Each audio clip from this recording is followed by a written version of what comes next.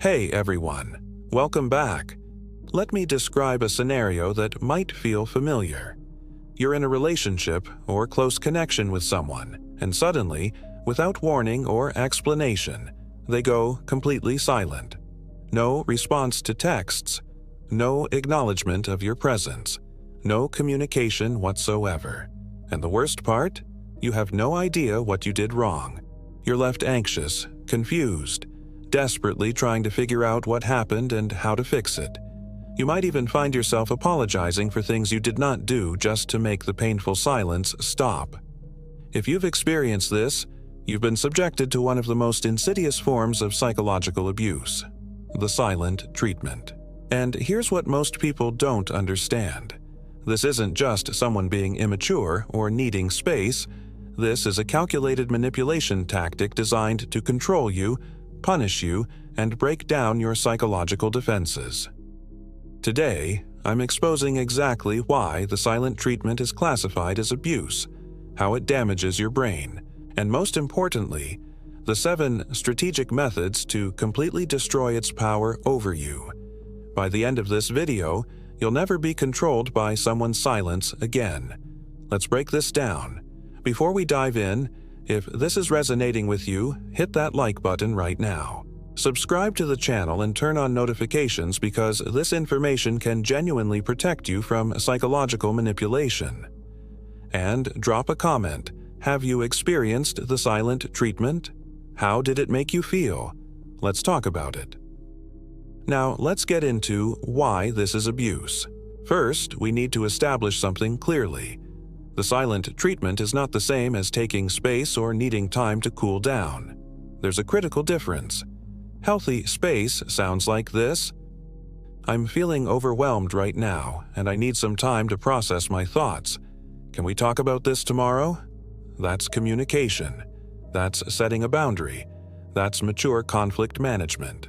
The silent treatment, on the other hand, is the complete and sudden withdrawal of all communication without explanation, often accompanied by physical presence that makes the silence even more torturous.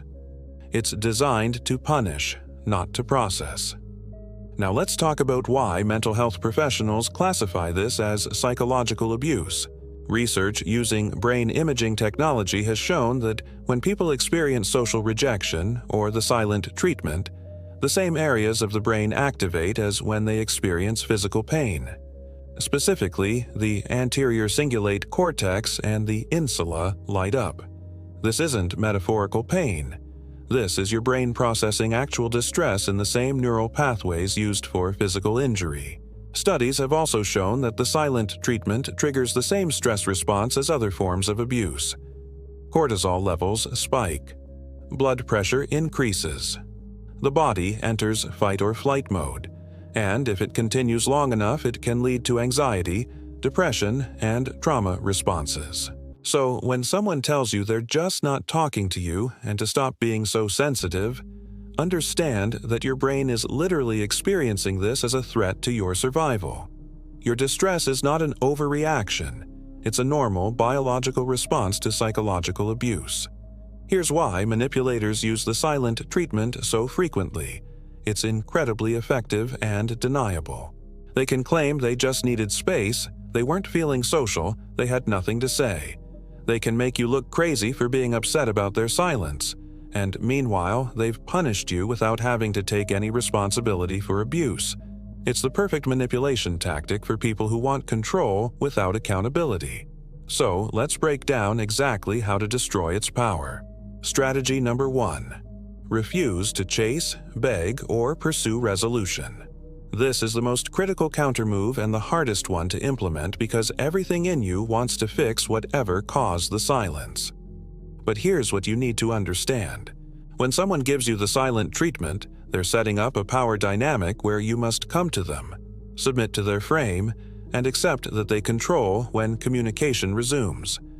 Every text you send asking what's wrong, every apology for unknown offenses, every attempt to re-engage, you're reinforcing their control. You're teaching them that silent treatment works. So the strategic move is radical non-pursuit. They go silent, you go about your life. You don't text asking what's wrong. You don't apologize for things you didn't do. You don't beg for them to talk to you.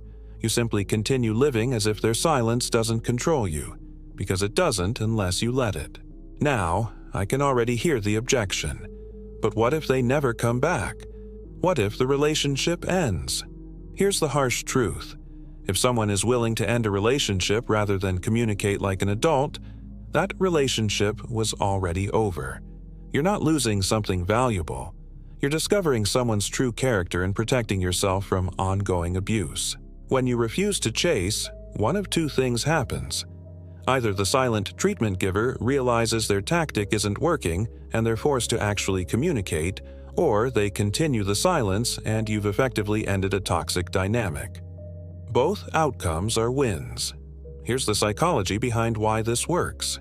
The silent treatment is a control mechanism that requires your participation. It needs you to be anxious, to chase, to show that their absence affects you. When you remove that participation, the mechanism breaks. They lose the power they were wielding. Think of it like refusing to play a rigged game.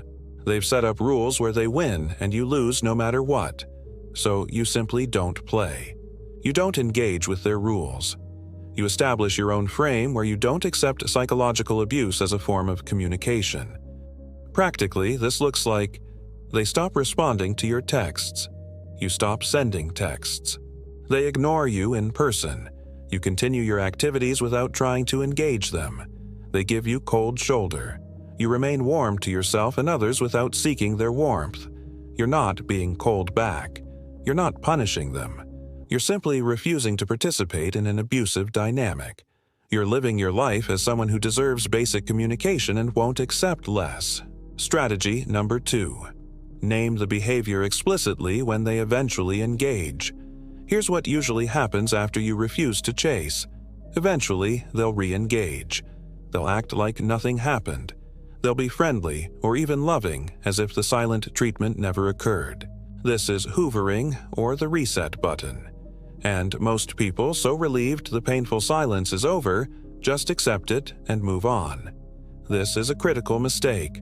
When someone re-engages after giving you the silent treatment, you must explicitly name what they did. Not in an accusatory emotional way, but in a clear, calm, factual way. Here's what that sounds like. I need to address what happened. You stopped all communication with me for X days without explanation. That's called the silent treatment, and it's a form of emotional abuse. I won't accept that in this relationship moving forward. Notice several things about this approach. First, you're factual. You're describing what happened without exaggeration. Second, you're naming it explicitly. Silent treatment, emotional abuse. You're taking away their ability to minimize or deny. Third, you're setting a boundary for the future. This is unacceptable and won't be tolerated. Why is this so important? Because if you don't name it, you've implicitly accepted it. You've communicated that silent treatment is an acceptable way for them to handle conflict in your relationship. They'll use it again because it worked. But when you name it and call it what it is, abuse, you've changed the entire dynamic. Now they can't pretend it didn't happen. They can't act like you're overreacting. They have to either acknowledge the behavior and commit to changing, or they have to defend their use of emotional abuse, which is much harder to do when it's been explicitly identified. Here's what typically happens after you name it. Healthy people who weren't intentionally being abusive will often be shocked to learn that what they did qualifies as silent treatment. They'll apologize, they'll explain what they should have done differently, and they'll commit to better communication. These are people who made a mistake, not people who are fundamentally manipulative. Unhealthy people, manipulators, will respond with defensiveness, deflection, or darvo, deny, attack, reverse victim, and offender. They'll tell you you're being too sensitive. They'll claim they were just taking space. They'll turn it around and accuse you of controlling them. This response tells you everything you need to know. You're dealing with someone who consciously uses abuse as a control mechanism and has no intention of stopping. That information is gold. You now know exactly who you're dealing with, and can make informed decisions about the relationship. The key is to name it calmly and factually without getting drawn into an argument about whether it was really silent treatment or really abuse. You know what you experienced. You know what the research says. You don't need their validation of your reality. You're simply informing them that this behavior is unacceptable to you and won't be tolerated moving forward. Strategy number 3. Set a clear boundary with explicit consequences. After you've named the behavior, the next strategic move is establishing a boundary with consequences. Boundaries without consequences are just requests, and manipulators ignore requests. Here's what a proper boundary sounds like. If you choose to use the silent treatment again instead of communicating directly with me, I will consider it a decision to end this relationship, and I will proceed accordingly. Or in a work context. If you choose to stop communicating with me rather than addressing conflicts professionally, I will document the pattern and escalate to HR. Or with family. If you use silence to punish me, I will reduce my contact with you to protect my mental health. Notice the structure. You're not threatening. You're not ultimatuming. You're clearly stating what you will do to protect yourself if they choose to abuse you again. You're giving them information about consequences so they can make an informed choice. This is radically different from how most people handle this. Most people say things like, "Please don't do that again," or "That really hurt me." These are appeals to empathy and fairness. They don't work on people who use the silent treatment because those people either don't have empathy or don't care about fairness. They care about control. But consequences, those matter. Consequences change the cost-benefit analysis. If using silent treatment might result in losing the relationship, losing access to you, or facing professional repercussions, it's no longer a free manipulation tactic. It now has a price. Here's the critical part. You must follow through. If you set a boundary and they violate it, you must implement the consequence. If you don't, you've just taught them that your boundaries are meaningless and they can continue abusing you without cost. This is where most people fail. They set boundaries but don't enforce them because enforcing means difficult actions like ending relationships, reducing contact, or having uncomfortable professional conversations. But here's the reality. If you're not willing to enforce your boundaries, they aren't boundaries. They're wishes. And manipulators don't respect wishes. Let's be specific about what consequences look like. In romantic relationships, if they silent treatment you again, you end the relationship. Not as punishment, but as recognition that this person is abusive and you won't stay in an abusive dynamic. In friendships, if they use silence to punish you, you downgrade them from close friend to acquaintance. You stop sharing vulnerable information. You reduce time spent together. You protect yourself. In family, if they weaponize silence, you implement strict boundaries around contact. You don't attend every event. You don't accept their calls immediately. You create emotional distance that protects your mental health. In workplace, you document every instance. You copy others on communications.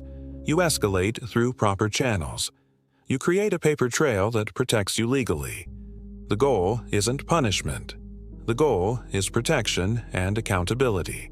You're communicating clearly that you will not accept psychological abuse and you will take action to protect yourself if it continues.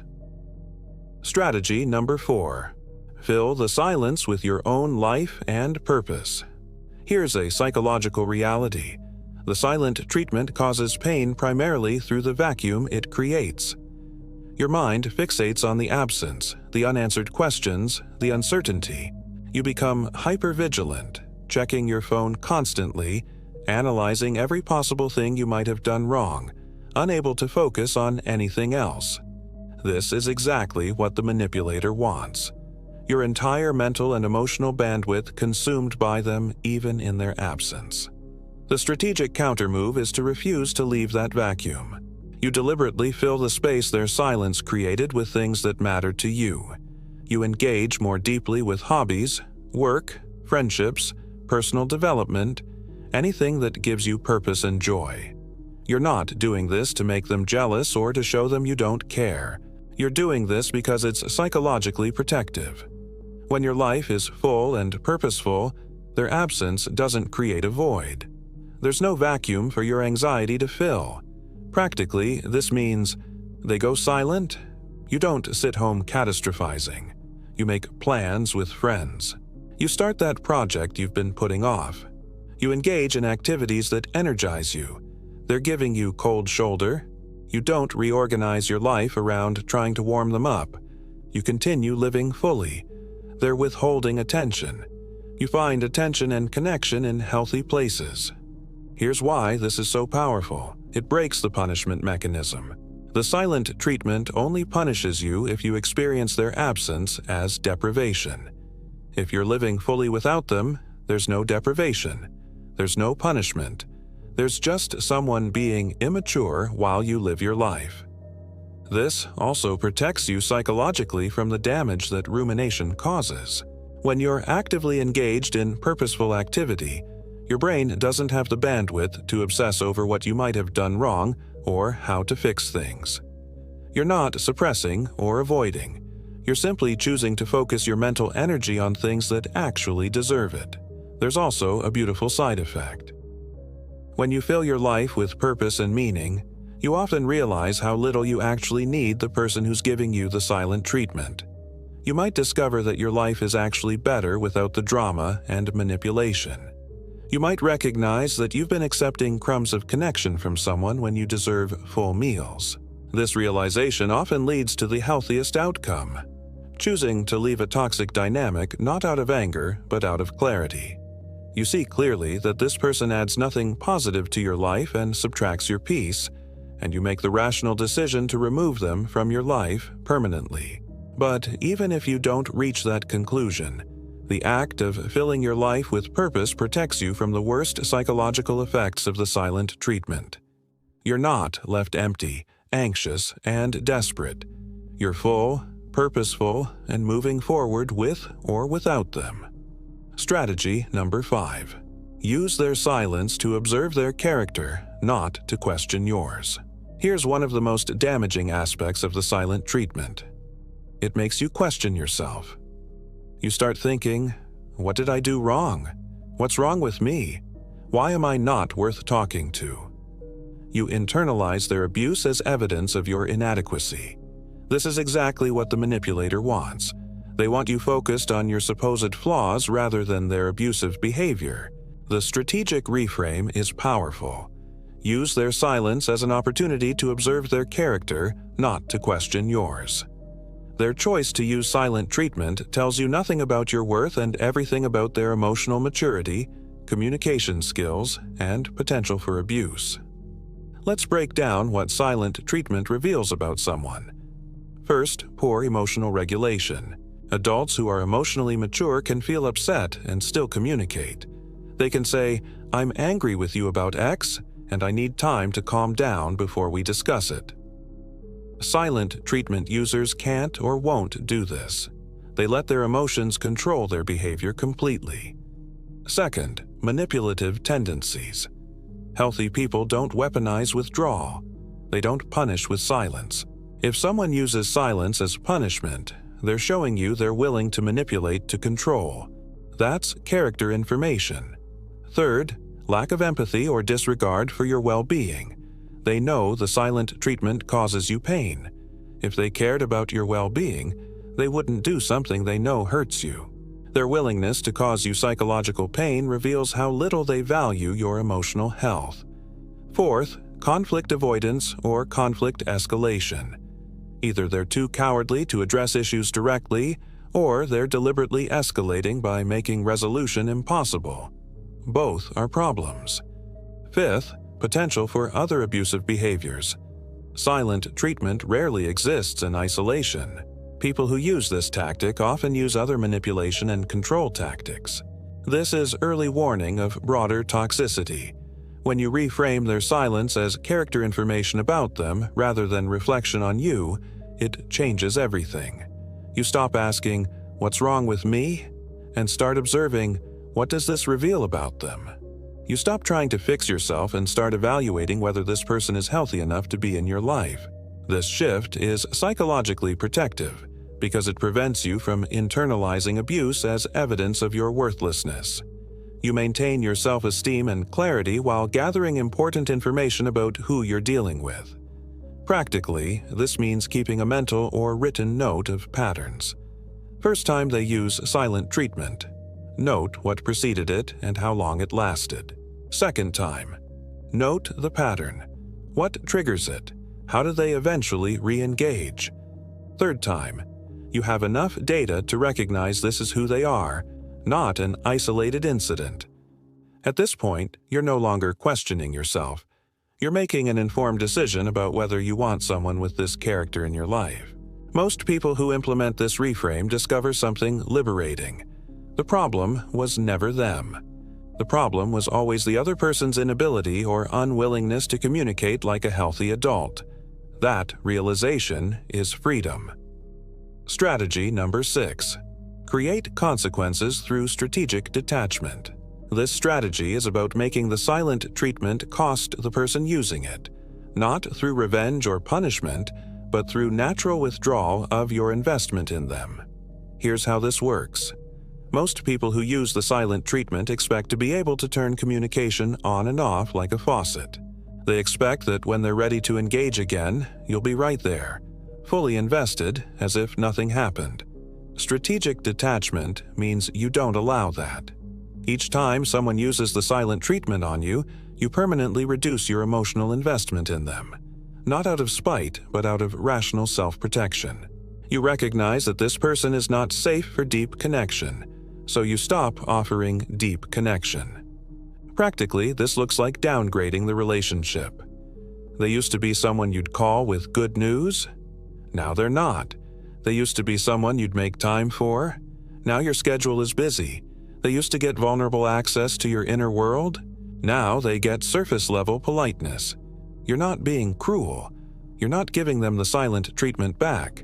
You're simply adjusting your level of engagement to match the level of respect and maturity they've shown. This is rational relationship management. Here's why this creates consequences. People who use silent treatment often want the power of withdrawal without losing access to you. They want to be able to punish you with silence, but then have you fully available when they decide to re-engage. Strategic detachment says no.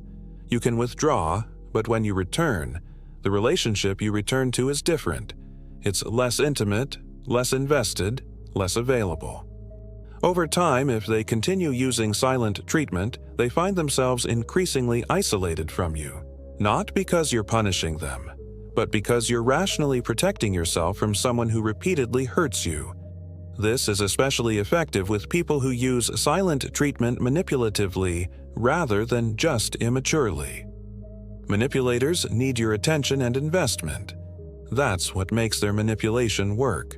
When you steadily reduce that investment, their manipulation loses power. They might escalate, trying to regain your full engagement. They might love bomb. They might apologize profusely. They might suddenly become very communicative. Your response should be consistent, kind, polite, but boundaried. You acknowledge their communication, but you don't immediately restore full trust and investment. That has to be earned over time through consistent, healthy behavior. Here's a critical point. This isn't about making them chase you or playing games. This is genuine protection of your mental and emotional well-being. You're recognizing that someone who repeatedly uses psychological abuse tactics is not someone who deserves intimate access to you. You're adjusting accordingly. Some people will recognize the consequence and change their behavior. They'll realize that their silent treatment is costing them something valuable, your genuine connection, and they'll work to communicate better. Those people can potentially earn back trust and deeper connection. Others will get angry that you've set boundaries, that you're not tolerating their abuse, that you're not as available as before. They'll accuse you of being cold or punishing them. This reaction tells you everything. They wanted the freedom to abuse you without consequences. When consequences appear, they're upset. That's confirmation you're dealing with someone toxic who needs boundaries. Strategy number 7. Know when to permanently walk away.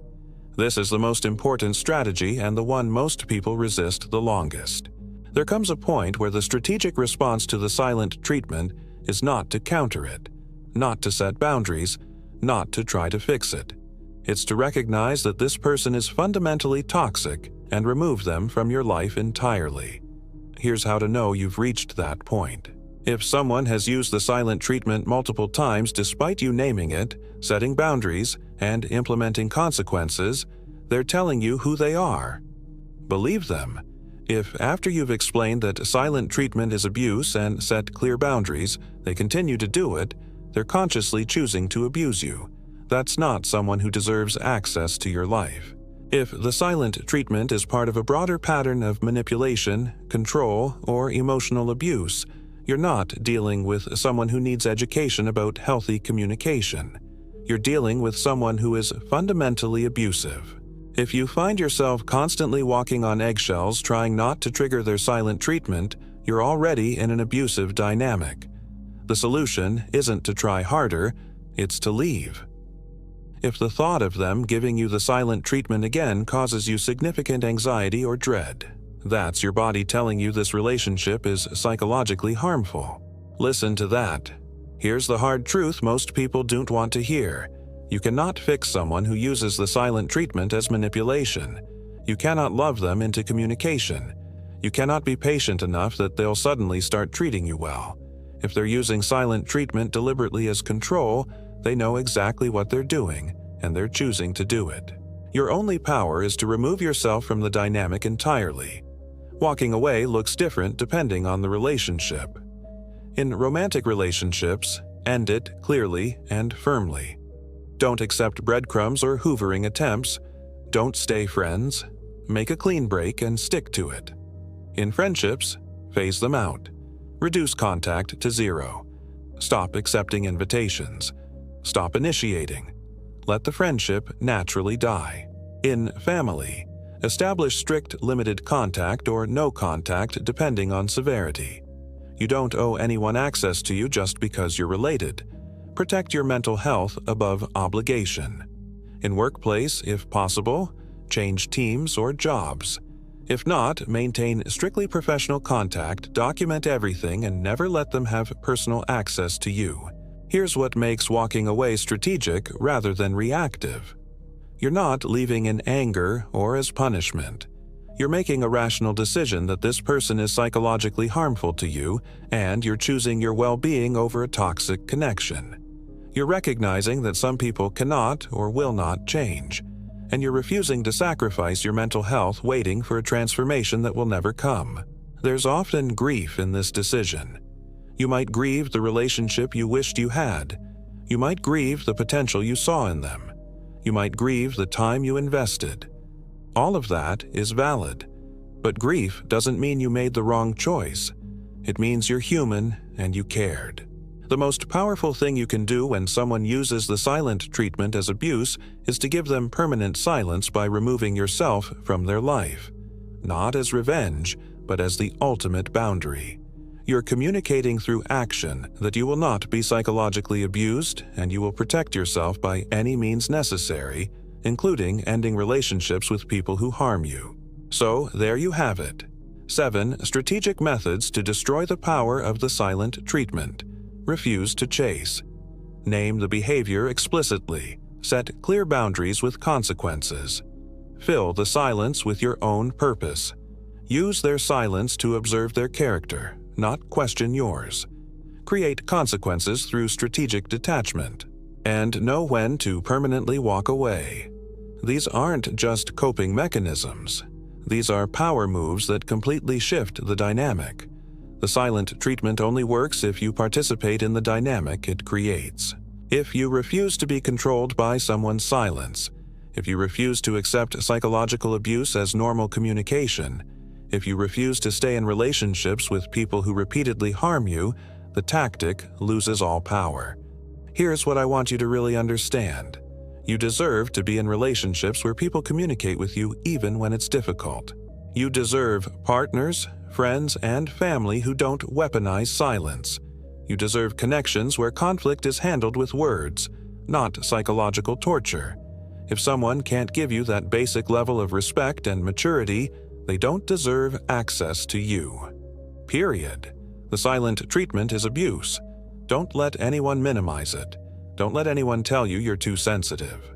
Don't let anyone convince you that you need to accept it. You don't. You have the power to refuse participation in abusive dynamics. You have the power to set boundaries and enforce them. You have the power to walk away from people who harm you. Use that power. Protect yourself. Choose your peace over toxic connections. You're not responsible for fixing people who abuse you. You're not responsible for fixing people who abuse you. You're only responsible for protecting yourself and refusing to accept abuse as normal. And if you implement these strategies and someone accuses you of being cold, unforgiving, or difficult, understand that's manipulation. Healthy people respect boundaries. Healthy people apologize and change behavior when told they're causing harm. Toxic people get angry when you stop accepting their abuse. Their reaction tells you everything about whether you're dealing with someone worth keeping in your life or someone you need to remove for your own well-being.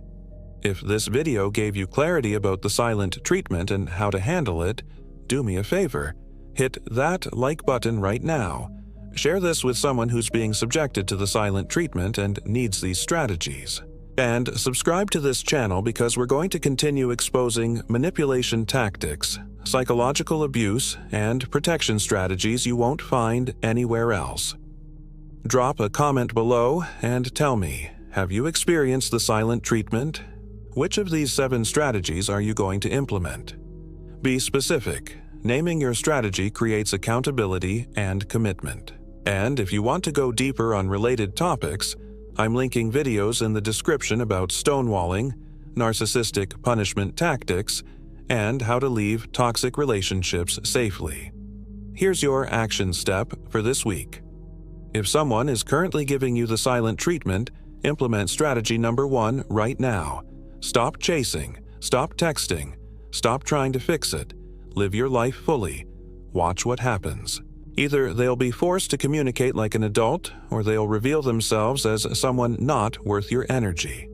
Both outcomes protect you. Remember, you teach people how to treat you by what you accept. Stop accepting psychological abuse. Set boundaries, enforce consequences, and walk away from anyone who repeatedly chooses to harm you. You deserve better than someone's weaponized silence. Stay protected, stay boundaried, and I'll see you in the next video.